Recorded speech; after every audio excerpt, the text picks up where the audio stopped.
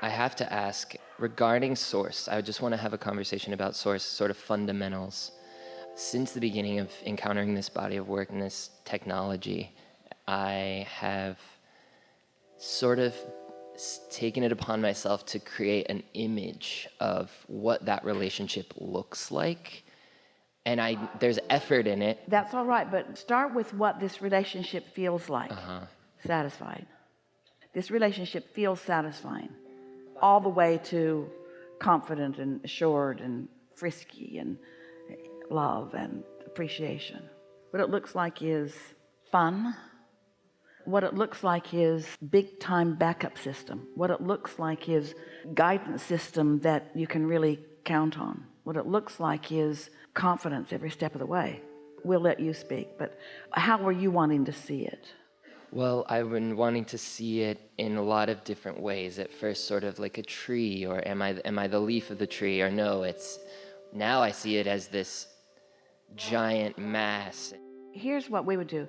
We would try to see it through the eyes of feeling, or we would try to see it through the eyes of successful manifestation. It looks like me on stage having a wonderful time. It looks like me thriving in my experience. Because if you're going to ask what it looks like, then you got to talk in terms of manifestation. Right. Because when you're trying to see what it looks like in terms of energy, it looks like a nebulous mist. Yeah. I get that. That's why we were guiding you to what does it feel like. I really get that. Because what I want is to bring it as close as possible. Because I notice that sometimes... Well, then this will help you. Okay. Everything that you want, whether it's a material object, a pile of money, a relationship, an event, an experience, everything you want is because you believe you will feel better in the having of it. So if you can let this be about what it feels like, then all of the piles of money and all the other stuff are manifestations. The manifestation is like the flight attendant offering you the heated up bottle of water. That's the manifestation in the moment. That was a manifestation of Esther's satisfaction.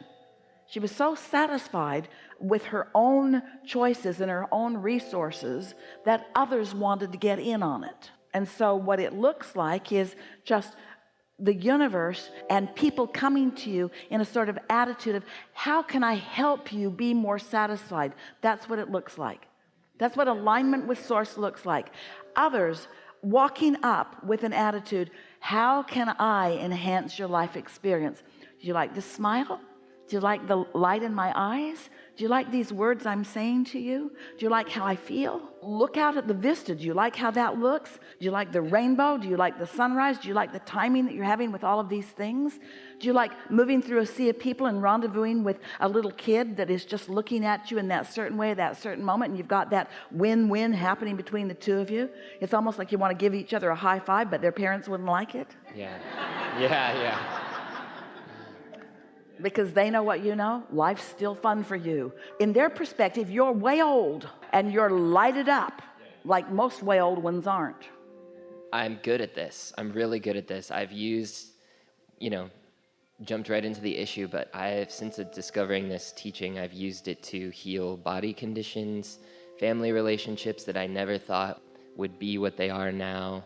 So many things that are in and of themselves just total. Things that were issues that caused the bounce of the solution, then you lined up with the solution and you got to witness the unfolding. We haven't said that today. The most joyful of life experiences, once you get all this stuff lined up like we're talking about, is then the witnessing of the continuing manifestation, the further blossoming to the point that you can see it and hear it and smell it and taste it and touch it.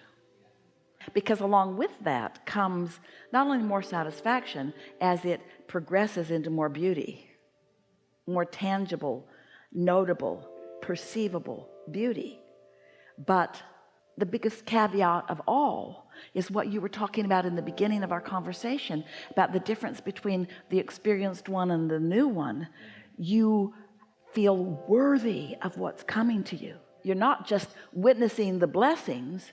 You know why they're there. It wasn't a crapshoot.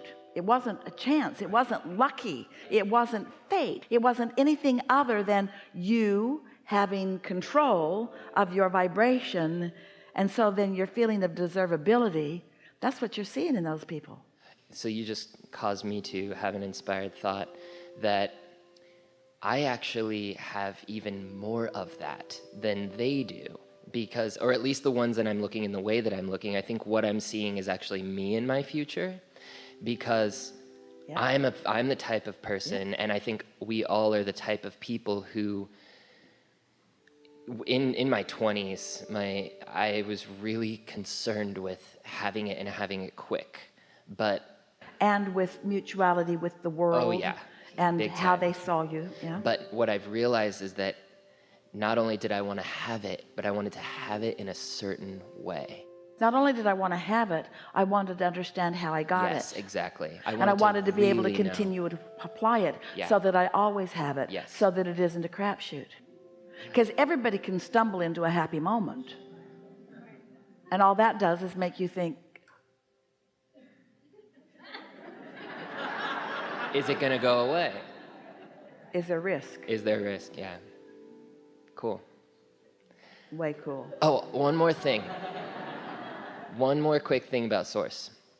Would it be accurate to say that Source is also our future self? Yes. The Source is your present vibrational self, which you want to call your future manifested self. Hear it. Source is your current vibrational reality, because every time you ask for something, Source becomes it and holds steady the vibration of it. But in order for you to manifest it into see it, hear it, smell it, taste it, touch it, you have to hold steady in that vibration to allow yourself to be the perceiver of it. The revelation is already taking place. You got to take care of the perception of it. This is the subject of thoughts turning to things, and thoughts are turning to things all over the place, but unless you've got your tuner set, then you miss the turning. It'd be like television transmission going out across whatever the airwaves currently are, and your tuner's not on, so you're not seeing any of it. Doesn't mean it isn't happening, but it might as well mean it's not happening because you're not seeing it. And others who have their tuner set to it that are seeing it, you think, why are they lying? Why are they seeming to perceive something that I can't see? When dog hears things you can't hear, and you don't say, stop lying. Stop faking it. I know you can't hear anything. I can't hear anything. I know you're not hearing anything. You're just howling to get attention. One last thing, and then I'll let you kick me off. They're enjoying you. Oh, good. Okay. I'm enjoying You're them. asking the things they want to know. Cool. Whether they know it or not. I think they really want to know this one. If this is something that's bothered me from the beginning, sort of. So if Source receives the full-blown vibrational experience of everything that we want in the moment. Since Source is that, what's in it for Source that we experience the manifestation? Expansion, joyful expansion. But because you're on the leading edge, and it's not fully expanded until you perceive it into a physical reality. Dun, dun, dun. You see, you keep forgetting that. You keep forgetting that you're here manifesting. You're here manifesting. What you manifest here is more than the thought. Okay. And it gets to experience it through us. It gets to experience something that didn't happen until you did it. There's a distinction. Did you hear the distinction? If you don't turn your tuner on and allow it to manifest in a way that is perceived through human physical form, it didn't happen. Are you with us? Manifestation is the leading edge of all of this. If a tree falls in the forest and there's no one there to hear it, did it make a sound? No, because the sound needed an ear to translate the vibration into something physical and tangible. So there was a vibration, but there was no sound. So what's in your vortex is a reality, and your inner being is thrilled by the expansion of the universe because of the vortex that you've created. But your inner being is more pleased, more satisfied, more when you then take it all the way home. Okay, cool. I needed that piece. Wanted that piece.